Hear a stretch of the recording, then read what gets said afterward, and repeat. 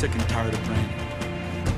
I'm sick and tired of praying for people that have lost their children, lost their loved ones, their husbands, their wives, their grandparents, to gun violence like this.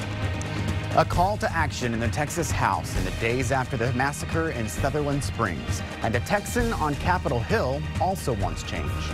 The fact remains that under existing law, this atrocity should have been prevented. This week on State of Texas, we look at the different approaches lawmakers are talking about with the aim of preventing another tragedy. Good morning and thank you for joining us for State of Texas. I'm Josh Hinkle. Texas lawmakers on Capitol Hill and here in Austin say it's time to take legislative action in the wake of the Sutherland Springs shooting. No surprise that what lawmakers want to do differs along party lines, but there are some other differences this time. And I can tell you it's not about this, I've got a lot of guns and no one's coming to take my guns. I can guarantee you that. A group of Democrats came to the Capitol Wednesday to outline new measures to prevent gun violence. Their plan calls for rethinking the state's gun laws and adding restrictions like background checks. But the lawmakers made it clear they do not want to keep law-abiding citizens from having guns. Having a state law that says if you lie and try to get a gun on a background check, that should be a state offense.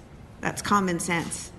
We should have background checks for people who are accessing any kind of gun, whether it be a long gun or a handgun, as Representative Nevada said. So please, let's not confuse this debate into one about the Second Amendment or going after anyone's guns. But one of the first changes those lawmakers want to see is already under fire from gun rights advocates. The plan would limit the ability of Texans to openly carry a rifle that's been legal in Texas for decades. Phil Prazen takes a closer look. 2 years ago, state lawmakers made it legal to openly carry a handgun. Supporters argued, if I can open carry a rifle, why can't I open carry a handgun?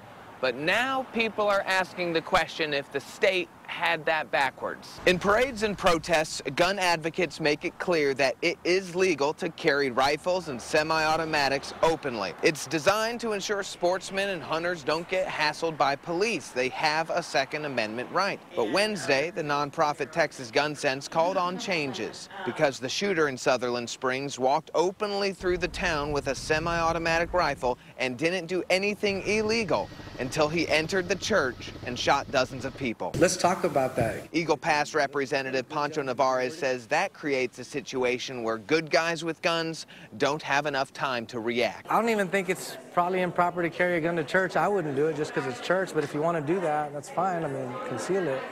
But the carnage you can bring with a long rifle, in particular a semi-auto, is a lot different. Navarez is the vice chair of the Homeland Security and Public Safety Committee, the committee that would take this idea and pass it through into Texas law. The chair of that committee, Representative Phil King from Weatherford, has not yet responded to my request to comment to see if he thinks that this is a good idea. At the Capitol, Phil Prazen, KXAN News. Open Carry Texas spokesman C.J. Grisham says the ban would set a dangerous precedent. He spoke with Phil Prazen after Representative Navarez proposed his plan. I'm tired of shooting just like the gun control crowd is. I want these to stop just like the gun control crowd. The irony here is that we both want the same thing. Pancho and I want the same thing. The problem is we have different ideas of how to fix it. I don't think the way to fix it is to focus on an object. We are completely missing the point here. Psychologically, who are these people? How do we identify them? What is it that we need to be looking for in the future? Instead of focusing on a piece of metal, focus on the individual. There is a law on the books right now that if you are involved in domestic assault, if you've been convicted, then you lose your guns, period. There's no reason to retroactively do anything. You just need to enforce the law. Meanwhile, the Pentagon is working to get to the bottom of why the criminal records of the Texas church gunman were never reported to the FBI. The Department of Defense says the shooter was convicted of domestic violence and court-martialed, yet he still was able to buy 4 firearms. Anna Wernicke explains what the Pentagon will do now. The offenses for which the shooter in Texas was court-martialed should have been reported. Secretary of the Air Force Heather Wilson says the Air Force made a big mistake. And that's why we launched a full-scale review of this case and all others like it. Wilson says they are reviewing all criminal records of service members not uploaded to the FBI. That includes the First Baptist Church gunman. And if we have problems that we find, we'll fix them. Right now, federal law requires all federal agencies to upload criminal records to the National Instant Criminal Background Check System. The database compiles all of the records, so when a licensed dealer submits a background check, the buyer's criminal history comes up. We're working actually 24/7 operations to go through that entire database. But Texas Congressman Mac Thornberry, who's the chairman of the House Armed Services Committee, says it should be Congress investigating, not the Pentagon. He released a statement saying the Air Force should not be left to self-police after such tragic consequences. That's something we're looking into. We'll have oversight hearings on this. Texas Republican Congressman Michael McCall agrees. He says if the Air Force dropped the ball once, it could happen again. It kind of angers me that didn't happen, because it could have possibly saved a lot of lives. McCall says the House and Senate Armed Services Committees plan to launch an investigation of their own. In Washington, I'm Anna Warnicki. The initial draft report of the Air Force investigation into the shooter is expected to be released next week. Texas Senator John Cornyn says he plans to introduce a new bill that would crack down on background checks. Cornyn says he plans to introduce legislation that would specifically require all federal departments and agencies, including the Department of Defense, to upload conviction records into the national database. We need to better understand why our existing laws didn't work in this instance. And that's what my proposed legislation will do. After analyzing the problem, we'll try to ensure that everyone is complying with the law. Senator Cornyn says his bill would crack down on state and local governments as much as the Constitution allows. Cornyn says he's reaching across the aisle and says he already has support from 3 Democratic senators. The emphasis on tracking people convicted of domestic violence may be a sign of a shifting debate in the wake of the deadly shooting. If we stop or lessen domestic violence, we lessen gun violence. How people who usually call for gun control are changing tactics after Sutherland Springs, and how it could change the debate.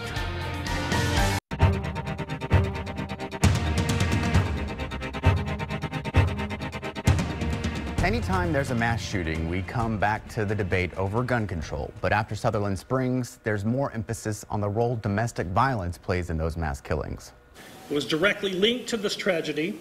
It is directly linked to most mass shootings. It is also directly linked to most murder-suicides and a variety of family violence. Scruggs reminded people about a mass shooting in September in Plano. A man estranged from his wife after a dispute there showed up at a football watching party with an AR-15 rifle and shot and killed 8 people before being killed by police. Scruggs supports gun control, but he says the debate needs to look beyond guns.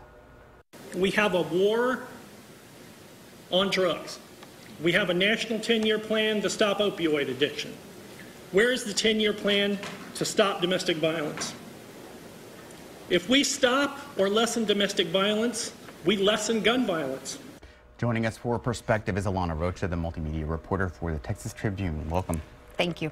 So, after something like this happens, we often have a lot of calls to do something, but then we don't see any change. Will something be different this time? It's hard to say. You've had different reaction from lawmakers. Democrats, along with Texas Gun Sense, held a presser this week calling for some sort of change. You have had Republicans, which have been surprising, namely Senator John Cornyn, the senior senator, number 3 in the Senate, call for I guess more oversight, or to make sure that current laws followed in that criminal information that this shooter had is relayed to the proper authorities, which it wasn't in this case.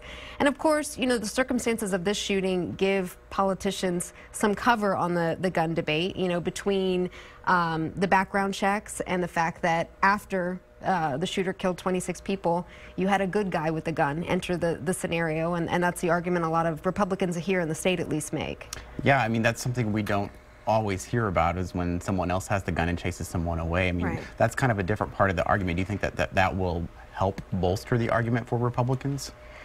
I think it's giving them cover. You know, I mean, you had the Attorney General this week saying that essentially we need to arm more people and people need to be able to protect themselves. Our executive editor, Ross Ramsey, in his column said, you heard him, you're on your own, good luck. So, you know, again, it just kind of, the circumstances of this particular shooting, I think give lawmakers who don't want to face the gun control issue some cover. You know, it seems like everyone has kind of been talking about the domestic violence part of this, that maybe people that do have a history of domestic violence or conviction for it should not have guns. Is this something that you feel like maybe both sides of the aisle could agree on and maybe start the conversation that way? I think so. I mean, I don't think anybody, Republican or Democrat, you know, doesn't want to address domestic violence issues and how those can escalate into something as tragic as this. You know, it's almost like the mental health aspect, which has also been cited and is very clear a factor in the shooter's background. You know, that has been bipartisan largely in the legislature over the past few sessions, mainly since the shooting in Sandy Hook, Connecticut. You know, with Senator Cornyn reaching across the aisle this week to possibly tighten the gun database, what does that say? It says that, you know, this happened in his backyard, essentially being, you know, it happened on his turf here in Texas. And I think that he, you know, couldn't maybe just not do something. And the fact that, you know, he's not the only Republican saying we need to figure out what happened here. There were laws in place that weren't followed by federal agencies, by branches of the military. And if there's anything I can do that maybe doesn't expand to gun control, we should do it.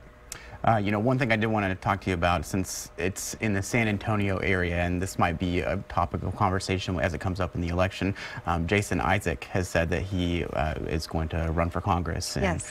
We know Lamar Smith is leaving, so what do you think? Will that be part of the conversation this election season? I think so. It just depends, you know, if Democrats bring it up. I think, you know, Republicans aren't going to want to go there as far as to gun control, but maybe these other issues like we were talking about with domestic violence or mental health, you know, those are, at least mental health is a little more obscure and very expensive, I mean, to address and get to the bottom of where the system failed in that process. But I think it'll definitely be a conversation, you know, as we move forward. I think that will be such an interesting race because Lamar Smith has been there for so long, and right. Now it's just kind of a free-for-all, right? Right, and the way the districts are drawn, I mean, it reaches into, you know, parts of Austin, the Hill Country, so it'll definitely be, it's an interesting makeup, you know, of voters, and so it'll be interesting to see who emerges as the Republican and Democratic nominees. All right, thanks, Alana. Yeah, thank you. Your child's driver's test could be the first step to a criminal unlocking their private information. The change state lawmakers could make to better protect Texans after a KXAN investigation. Coming up. If you haven't already been the victim of identity theft, you probably think it's just a matter of time. Identity theft hit an all-time high in 2016, with about 1 in every 16 U.S. adults being a victim, according to one recent survey. But KXAN lead investigator Brian Calster discovered it's not always hackers trolling the dark web who are the biggest threats to your personal data being released. Your own state government is giving out a crucial piece of your private information. Happy birthday to you. Happy birthday to you. As a child, your date of birth is a special occasion. As you grow older, your date of birth marks milestones on your way to adulthood, like turning 16 and getting your driver's license. We came for a driver's test. Today, Caroline Branca's 16-year-old son Philip is joining millions of other Texans whose personal information will be sold for a profit.